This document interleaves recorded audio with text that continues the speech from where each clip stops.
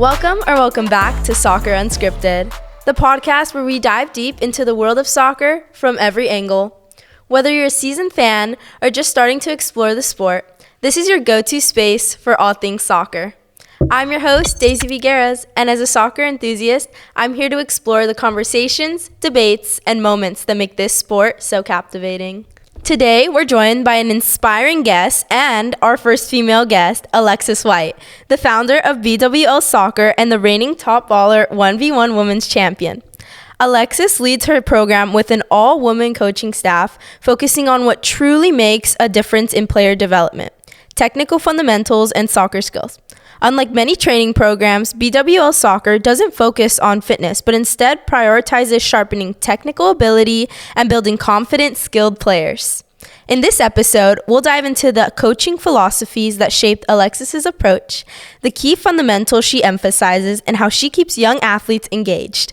Whether you're a player, parent, or coach, you won't want to miss this insight on developing top-level technical skills. So, Alexis, are there any ideologies or coaching philosophies you grew up with that you now incorporate into your own coaching approach?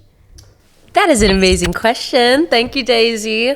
Growing up, I grew up Christian, so my faith plays a huge role into everything I do in life, and it plays a big role in my business. So for me, I always just incorporate my faith in everything we're doing. And growing up, I had some very, very tough coaches. So thankfully, that's given me the grit and passion to not only become like the best player, but the best coach as well. So I think all the different coaching styles that I was brought up with, I've been able to implement with my kids. And just my faith. I mean, God has blessed me with this business, and yeah. And I know you mentioned your faith. So how does BWL training integrate faith-based principles such as Proverbs 22:6 into its coaching philosophy? So Proverbs 22:6 says, "Train up a child in the way they should go, and they will never depart from that." We implement that standard from the start, which essentially means if we teach them the proper technique, the proper fundamentals, that they're never going to forget this. Therefore, if we're teaching them everything to do correctly, they should be the best soccer players in the world, and they're going to be the best versions of themselves. So I think growing up, when I had trainers, I thankfully was athletic and had good speed, all those things, but I honestly did not become a better player until I started coaching. And when I was coaching, I realized there's so many small details that go unnoticed. And when I hear that verse, I'm like, wow, I get the opportunity to gift these kids with this knowledge that will stick with them throughout their whole careers. That's awesome. And what would you say are some specific skills and techniques that BWL training focuses on during sessions? So we have been blessed to be given mainly beginners. And I know that some people might not see that as a blessing. It's probably really challenging and requires a lot of patience. All those things are true. But I think because we have beginners, we really get to focus on the fundamentals. So we're teaching them the proper part of their foot that they need to use, different ball mastery, teach them how to properly shoot and pass. So typically that's how we run our lessons, is we do a little bit of everything. We do our ball mastery, we do our dribbling, and then we're able to spend some time shooting. And with working with beginners or kids in general, how would you say you keep them engaged? Well, I think you have to have a little bit of fun. Again, I grew up with some challenging coaches and things were very serious, and I was definitely the player who liked to goof around in the warm-ups.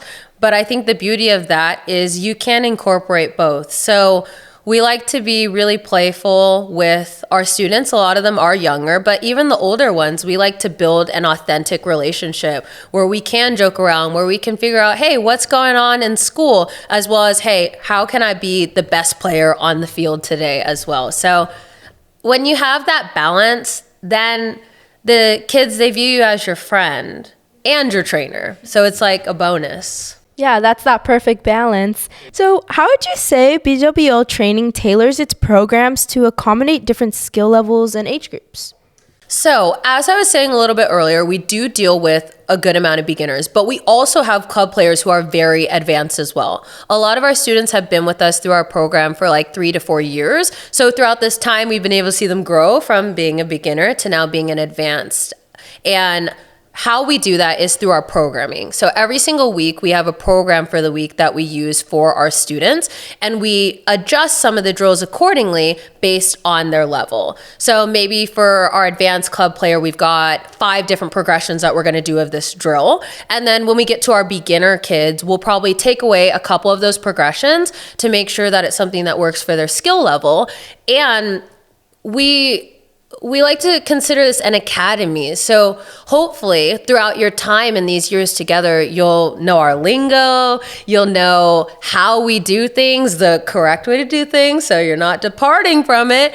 And yeah, it starts to build this academy mindset. So each week they understand, all right, we're going to this program. We know we've got our ball mastery, our dribbling, and our shooting. And then if we have players that do not know anything, which is fine, we tailor it down and we're like, okay, we're just going to focus on maybe only dribbling and passing and super basic stuff. But we have tons of different programs that we pull from so that each kid gets what works best for them.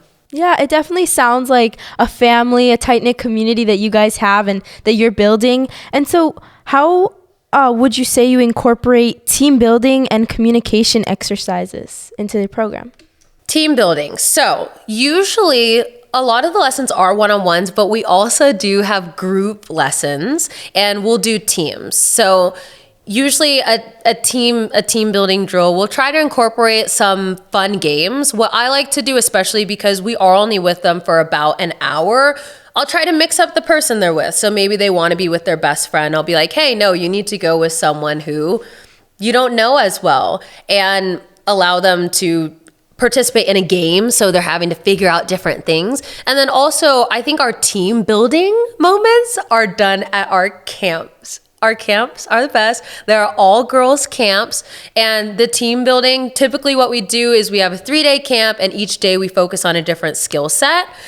And then the last hour of camp for all these days, we do like all these fun different games. And it's super cool because some of these girls that will just meet at this camp, the next camp, they'll be asking for the other girl who was at camp. And it's cool because they already built a relationship off of soccer being the foundation. So, yeah. That sounds so amazing and so cool that these girls can build these friendships through these camps. So do you guys have any camps coming up, and is there ways to sign up for them? So to sign up, you guys should definitely go to the BWL Training Instagram page. That'll have all our updates on different events. I would say the next thing coming up is going to be our spring break camps. Our camps, we do train boys and girls, but for our camps, we do all girls. So it's all girls, no boys allowed. And so we'll have it in spring, and then we do a handful of different free events as well. A couple months ago, we did our free soccer Bible clinic. We did a free shooting clinic, free goalie clinic. So we will always have fun stuff available for anybody, but typically we do our camps during the season. So spring season, summer, and winter. Yeah, that's great to know. And for the people watching this, you guys should definitely head out to BWL's Instagram and check out some of these amazing camps. So what are some measures in place to monitor and assess the programs of participants over time? So as I was saying before, a lot of our students have been with us for three to 4 years, and we get new people all the time. But essentially what we do is we start with our basic beginner program where we're pretty much introducing the different parts of their foot. And then each week we try to add a little bit onto that, little by little. And then by month 3, we have a plan to move to this next program. And if we're not able to move from that, then we're able to see where their progress is. But also each week we're giving very detailed instruction on how to improve and different drills they can do at home. So if for some reason they aren't hitting that at that 3-month mark, we'll probably have a conversation. But they're given all the tools in the lesson to succeed. So we don't see any reason why they shouldn't reach that goal. How would you say you help players build confidence in their technical abilities? Confidence.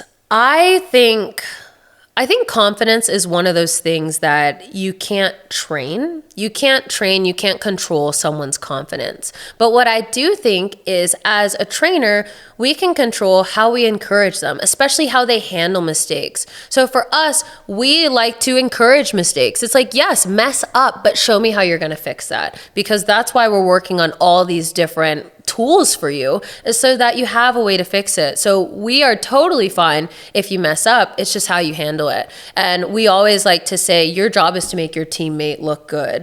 So I think just things like that and things you're saying on the field, we try to make sure that we are good role models with the feedback. You know, if a player's doing well, we're like, okay, I see you, keep it going, and things like that. And they'll just start to use the lingo. And sometimes they'll just be encouraging each other when it's like, wait, hold on. So I think it's just the culture like that we bring. Yeah, honestly, the culture that BWL brings sounds like a family, and it sounds so like you guys are so close knit. And you did mention like different tools given to an athlete. What role would you say nutrition plays in your training philosophy, and maybe how you guide clients to making maybe better food choices? I would say that I don't think nutrition plays a huge role into how we do programs, because these kids, they are so young that food is the last thing I want them worried about right now. You can worry about that stuff when you're like in college or you're training and you're committed to a certain school, XYZ. But right now they're kids. I want them to enjoy soccer, and I want them to also enjoy eating whatever they want right now, and probably the one period of your life where you actually can. So for me personally, I do like to eat a certain way, but there's nothing wrong with a cheeseburger. No, I think you're totally right. And obviously, since they're so young, let them have fun, let them live their life as kids. So there's obviously a bunch of common like fitness myths. What is one that you would say you have to, or you'd want to debunk? Fitness myths. I think, and this is probably speaking more towards women and older women, so not necessarily towards my students, but I think that people think healthy has a look, like, oh, it's when my body is the most fit, it's when I look like this X, Y, and Z. But I think healthy is a lot different, especially as I'm becoming an older player. I'm like, for me, good health is, all right, how did I do in this game? How was my stamina? How was XYZ? All right, was I able to complete these tasks without maybe panting or something like that? And also, how is my brain? Am I mentally healthy? You know, what thoughts am I thinking? So for me, growing up, you know, healthy was, yeah, this is what you're eating, X, Y, and Z. This, you know, my body's going to be like this and I'm going to look like this. But for now, right now, being healthy is when I'm thinking good thoughts and when I'm playing well. That's healthy for me. That's an amazing take on that. And honestly, a great way to debunk that myth that healthy has to look a certain way. And talking about more your journey, who would you say is a coach that really influenced maybe the way that you coach, or someone who's just made a great impact on your life? I would say my college coach, Keith West. I think he was a very hard coach, but I think that was so good because the adversity that I've had to face within coaching and within being a player, I think I really would have quit early on. But Keith, he was a great model of how to persevere and how to push. And also, he always challenged you to work a little bit harder. So I think as I'm training my kids, I challenge them to work harder. I don't let things slide, which in the moment, it's like, gosh, give me a break. But I realized, wait, these things refined my character. These things made me the best player I could be and the best coach I could be. So now implementing that, it's so rewarding because, yeah, it's difficult in the moment, you know, kids and their attitudes. But now it's like they have so much reverence and respect and they're just better players. Yeah, I think that's one of the things where in the moment, the kid might seem annoyed with the feedback or, like you said, can't catch a break. But I feel like it definitely grows them as players. And can you provide details about the structure and duration of your one-on-one group training sessions? So our one-on-one sessions, if we're talking about just like a one-on-one, it's an hour. And pretty much we break up that hour with about like 5 to 6 drills. We start with our ball mastery. So that's where we'll use different parts of your foot, the sole, the outside, the inside, all of that. And we'll incorporate it into just a couple different variations. And then we'll do some sort of dribbling or skills. And then we'll focus on shooting because I am a striker. So I love to score goals. And these students need to learn how to score goals. So, and I also realized, unfortunately, in a lot of team training, they're not really able to take shots. So I love that they're able to come to us and be like, oh, I finally get to shoot. One of the kids today, they're picking up the cones for the dribbling drill. And I was like, yeah, we're about to shoot. He's like, yeah, this is what I came here for. And I'm like, that's so real because we do a lot of shooting. Yeah, and with that, would you say as a program, you guys are more accustomed to tailoring to maybe the coach or the club, or really building that player based on what that player is looking for? We definitely want to focus on what the player is looking for as well, because the last thing you want is an attacker coming in and we're only doing defender drills, right? I think it's important to figure out what exactly they want, but also on our end, we know what they need. So that's where we'll add in the drills that we think are fit for this program, as well as, okay, he's like, I really just want to work on my left foot. We'll totally add that in. But I think with my insight and the coaches in my team, we're able to see, okay, no, they need this. So we'll add that in. So just to wrap things up, what are some things you would recommend to young athletes who maybe don't have the means to afford a personal trainer? I think obviously we have TikTok, we have Instagram, we have YouTube, and I know these kids know how to work YouTube very, very well. So I think they need to go to the search bar and type in some drills to do that you can do at home. Nowadays, it's kind of easy. It's easy, so you don't really have an excuse. But what I would say is it is okay to train alone or go to your friend, ask them to train with you. But there's a ton of different drills that you could find online. Specifically, you could go on the BWL training site, and Coach Alexis, she always does different drill tutorials. So you could check those out as well so that you have stuff to do at home. So we know that you're the top baller 1v1 women's champion. So could you walk us through that? Maybe how it feels to be number one? It feels amazing to be the first women's top baller champion. That's super cool considering that they only did men's tournaments before, and I had saw that they were posting their first ever women's tournament, and I messaged them and I said, hey, is there any way that you guys would let me compete? And they said, yeah. So I literally booked a flight for the next week because the competition's in London, and I flew out because I wanted to see what European soccer was like. I was like, you know what? Let me see how these England girls play.